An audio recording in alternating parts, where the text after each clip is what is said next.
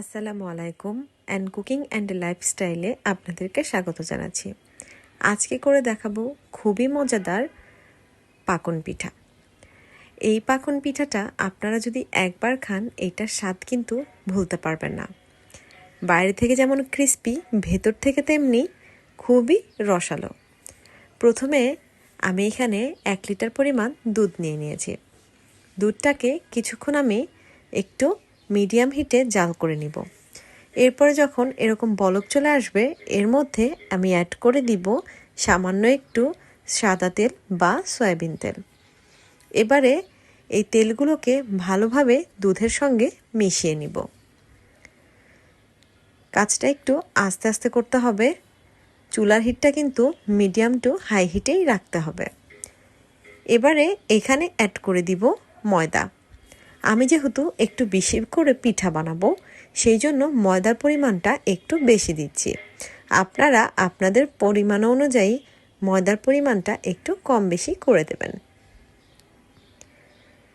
ব্যাস, এবারে এগুলোকে একটু ভালোভাবে দুধের সঙ্গে মিশিয়ে নিব। দেখেন আমরা যেভাবে রুটি বানাই, রুটি বানানোর সময় যে একটা ময়দার মিশ্রণ হয় ঠিক এরকম হবে। হালকা গরম অবস্থাতেই এখানে আমি দিয়ে দিচ্ছি একটা ডিম। ডিমটা কিন্তু আপনারা একটু ফ্রিজ থেকে বের করে নর্মাল টেম্পারেচার করে নেবেন। এবারে এরকম গরম থাকা অবস্থাতেই একটু হাত দিয়ে হালকা হালকা করে চেপে চেপে এই ময়দাটাকে ডিমের সঙ্গে ভালোভাবে মেশাতে হবে। কাজটা কিন্তু একটু ধৈর্য ধরে আর একটু আস্তে আস্তে করতে হবে। ঠান্ডা হয়ে গেলে তখন কিন্তু মিশ্রণটা শক্ত হয়ে যাবে আর এরকম কিন্তু মসৃণ একটা ডো তৈরি হবে না। আমি একটু হালকা হালকা করে হাতে পানি নিয়ে ছিটিয়ে ছিটিয়ে এভাবে চেপে চেপে ময়দার এরকম একটা মসৃণ ডো বানিয়ে নিয়েছি। দেখেন কীরকম সফট হয়েছে। ঠিক আমি যেরকমভাবে এরকম চেপে চেপে সফট করে নিয়েছি এভাবেই কিন্তু করতে হবে। ঢাকনা দিয়ে ঢেকে রেখেছিলাম আধা ঘন্টার জন্য। এবারে এরকম একটু বেশি করে একটু ময়দার মিশ্রণটাকে নিয়ে রুটির মতো করে আমি একটু বেলে নিব। চারপাশ থেকে একটু হালকা হালকা করে ঘুরিয়ে ঘুরিয়ে বেলে নিতে হবে। খুব বেশি মোটা করা যাবে না, আবার খুব বেশি পাতলা করা যাবে না। দেখেন আমি যেভাবে করছি ঠিক এভাবেই করতে হবে।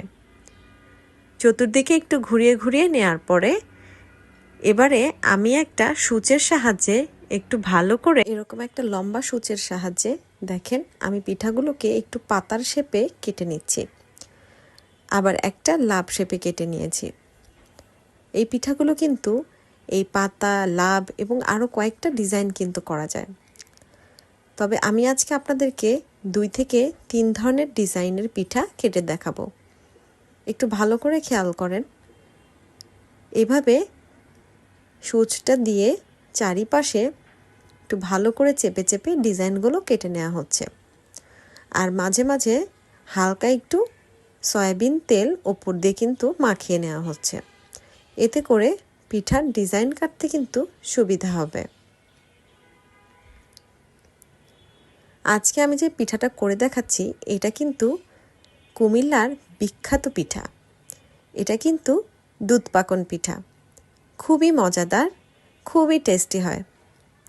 দেখেন পিঠার ডিজাইনটা কিন্তু কাটা হয়ে গেছে। কত সুন্দর লাগছে। আমি আপনাদেরকে আরও একটা ডিজাইন করে দেখাচ্ছি। এটা হচ্ছে পাতা ডিজাইন। এরকম সূচটা দিয়ে চারিদিকে এভাবে চেপে চেপে ডিজাইনগুলো কেটে নিতে হয়। একটু ভালোভাবে লক্ষ্য করেন। আমি আপনাদের বোঝার স্বার্থে খুবই আস্তে আস্তে ডিজাইনগুলো কেটে দেখাচ্ছি, যাতে করে আপনারা পরবর্তীতে এভাবেই করতে পারেন। আমরা যারা উত্তরবঙ্গের মানুষ আছি তাদের কাছে কিন্তু এই পাকন পিঠা খুবই নতুন একটা আইটেম। পিঠাগুলো কিন্তু দেখতে যেরকম সুন্দর লাগছে, এই দুধ পাকন কিন্তু ভাজার পরে খেতেও কিন্তু অসাধারণ লাগে।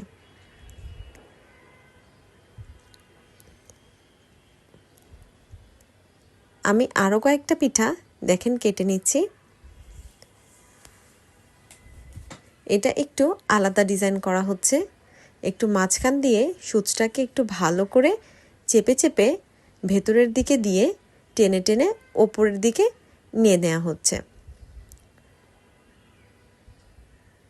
আপনাদের কিন্তু অবশ্যই এরকম একটা সূচের মতো এরকম একটা পিন নিতে হবে, তাহলে কিন্তু ডিজাইনগুলো সহজে কাটতে পারবেন। আর সবচেয়ে মজার বিষয় হচ্ছে যে আপনারা কিন্তু এই দুধ পাকন পিঠাগুলো অনেক বেশি করে বানিয়ে ফ্রিজে সংরক্ষণ করে 1 মাস পর্যন্ত খেতে পারেন। যেমন আমি আজকে অনেক বেশি পিঠা বানাচ্ছি, এগুলোকে একটা বক্সের মধ্যে রেখে আমি 1 মাস পর্যন্ত সংরক্ষণ করব। দেখেন পিঠাগুলো কতটা সুন্দর লাগছে, অসম্ভব সুন্দর লাগছে দেখতে। প্রত্যেকটা ডিজাইন খুবই ইউনিক আর খুবই সুন্দর। এবারে আমি ভাজতে চলে যাব। আগে থেকেই আমি কড়াইতে তেল গরম করে নিয়েছি। খুব বেশি গরম করে তাতে পিঠা কিন্তু ছেড়ে দেওয়া যাবে না। তেল যখন হালকা একটু গরম হয়ে যাবে তখন চুলার হিটটা একটু কমিয়ে এরপরে আস্তে আস্তে পিঠাগুলো ছেড়ে দিতে হবে। খেয়াল রাখতে হবে পিঠার একটা পাশ যেন অনেক বেশি পুড়ে না যায়। তাই জন্য একটু উল্টিয়ে পাল্টিয়ে আস্তে আস্তে পিঠাগুলোকে সময় নিয়ে ভেজে নিতে হবে। দেখেন পিঠাগুলো কিন্তু একদম ভাজা কমপ্লিট হয়ে গেছে। এর চেয়ে বেশি ভাজলে কিন্তু তখন পিঠাগুলো খেতে তিতা লাগবে। ঠিক এরকম কালার হওয়া পর্যন্ত পিঠাগুলোকে কিন্তু ভেজে নিতে হবে। এবারে আমি আগে থেকে একটু পাতলা শিরা করে রেখেছিলাম, এটা হচ্ছে চিনি। এই শিরার মধ্যে পিঠাগুলোকে গরম পিঠাগুলোকে একটুখানি চুবিয়ে এরপরে সাথে সাথে উঠিয়ে নিতে হবে। ডুবিয়ে কিন্তু রাখা যাবে না, তাহলে কিন্তু পিঠাগুলো একদম গলে যাবে এবং নরম হয়ে যাবে, খেতে তখন মোটেও ভালো লাগবে না। তাই গরম গরম অবস্থাতেই পিঠাগুলো শিরাতে ডুবিয়ে সাথে সাথে উঠিয়ে নিতে হবে। দেখেন পিঠাগুলো কিন্তু একদম রেডি হয়ে গেছে।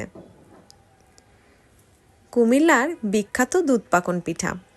এই পিঠাটা কিন্তু যারা খাননি তারা একবার হলেও ট্রাই করে দেখবেন।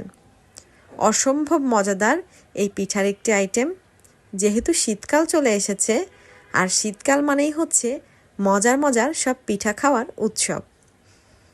তাই আপনারা যারা উত্তরবঙ্গের আছেন এবং যারা নতুন রাঁধুনি তারা কিন্তু এই মজাদার দুধ পাকন পিঠাটা বানিয়ে বাসার সবাইকে সারপ্রাইজ করতে পারেন।